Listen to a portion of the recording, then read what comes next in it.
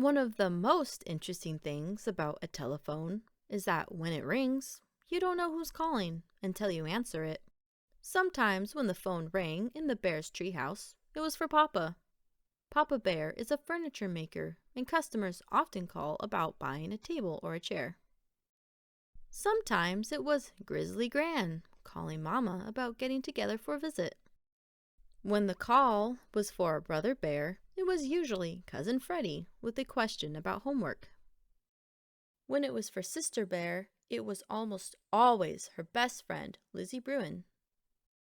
And Lizzie almost always had some big idea. A tea party for all their stuffed animals, going to the attic and dressing up in grown-ups' clothes, or organizing a sorority and using Farmer Ben's old chicken coop as a clubhouse. With permission, of course. But today, Lizzie was calling with her best idea yet. A slumber party? Tonight? At your house? Great idea, said Sister. Just a few of my dearest friends, Lizzie continued. You, of course, and Anna, Millie, and Queenie. Bring your sleeping bag, and would you bring your tape player? Anna and Millie are going to bring tapes, and Queenie's going to teach us the latest dance steps. I don't know, Mama Bear said later. You've never slept away from home before. Oh, but I have, protested Sister. At Grizzly Gramps and Gran's, one time for a whole week. That's different, said Mama. Gramps and Gran are family, close family. The Bruins are neighbors, argued Sister. Close neighbors. Oh, please, Mama, be so much fun. I'm taking my player. Anna and Millie have great tapes, and Queenie's going to teach us the latest dance steps. Please, Mama. Oh, I suppose it's all right, sighed Mama. Come on, let's start getting you organized for the slumber party. You know, she said as she was checking out Sister's sleeping bag. It still had some leaves stuck to it from a family sleepout. Sleeping over at a friend's house is kind of a special privilege, and something that goes with privilege is responsibility. Do you know what those words mean? Sure, said Sister.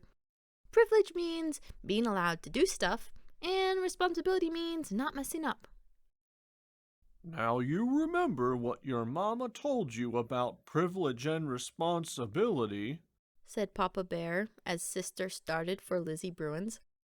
Oh, I will, Papa, I will, she said. But Sister wasn't very far along the road to Lizzie's before she began thinking about all the fun and excitement she was going to have at the party. It didn't take long for those thoughts to push Mama's advice about privilege and responsibility clear out of her head. Another interesting thing about telephones is that they help news to travel fast, especially news about parties. Anna told her other friends about the slumber party, and they told their friends. Millie did the same. Pretty soon, cubs from all over the neighborhood were calling Lizzie and asking if they could come to the party. Sure, she said. Bring some popcorn or soda. We don't want to run out. Too Tall Grizzly didn't hear about the party by phone. He heard about it when he and his gang went to show Queenie his new boombox. A slumber party, he said to his pals. Sounds like fun. How are we gonna get invited to a girls' party?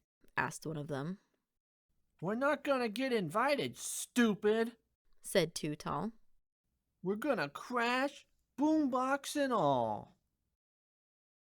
Later, when the rest of the bear family had settled down for a quiet evening at home, Mama Bear sighed and said, I'm sure she'll be all right.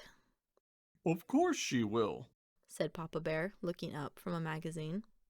After all, Mama said, Sister is a well-behaved little cub, and Mr. and Mrs. Bruin have a lovely, well-run home and are responsible, careful parents. No doubt about it, said Papa. There was only one problem. Mr. and Mrs. Bruin weren't home. They had gone out for the evening and had left Lizzie in the care of a teenage sister who wasn't much older than some of Lizzie's guests. The Bruins hadn't planned on a slumber party when Lizzie had asked if a few friends could sleep over. And they certainly hadn't planned on a rip-roaring, ear-splitting, popcorn-throwing, soda-squirting party for half the cubs in the neighborhood. Because that's what happened with Sister right in the thick of it. The only thing that wasn't happening at the slumber party was slumber. Lizzie's sister tried to keep things under control, but she couldn't even make herself heard over the noise. You never heard such a commotion. Some of the neighbors up the road had never heard such a commotion either. They called the police. The chief sent Officer Marguerite to investigate. She reached the Bruins' house at the same time Mr. and Mrs. Bruin were returning home. Well, things calmed down pretty quickly after that. The party was canceled, parents were called, Lizzie was sent to bed, and an angry and disappointed Mama Bear came to take Sister home. "I'm angry and disappointed," said Mama Bear as they walked home through the night, "after all the things I said about privilege and responsibility." Sister was grounded and sent to bed. Doubly grounded, which meant she had to stay in her room for a day and in the house for a week. A pretty harsh punishment, commented Papa Bear a little later. "Not harsh at all," said Mama. "You should have seen the Bruins' living room. Popcorn stuck to everything. Soda all over the place. Lamps knocked over. An absolute disgrace. After all I said about privilege and responsibility." Sister does have to share the blame, said Papa. but she didn't do it all by herself.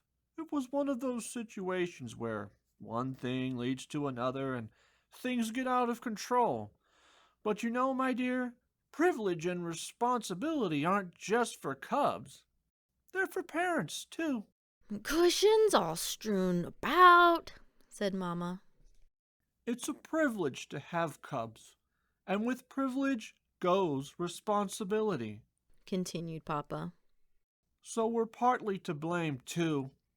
When Lizzie invited Sister to the slumber party, it was our responsibility to call the Bruins. If we had, we'd have found out that they were going out for the evening, and the whole thing would have been nipped in the bud. Said Mama thoughtfully. The next morning, she canceled the grounding and took Sister over to the Bruins to help clean up. Anna, Millie, and Queenie had come to help too. "I know what," said Lizzie, as full of ideas as ever. "Let's try to make this a clean-up party." "Let's not," said Sister. "And if you don't mind, Liz, I don't want to hear the word party again for a long time."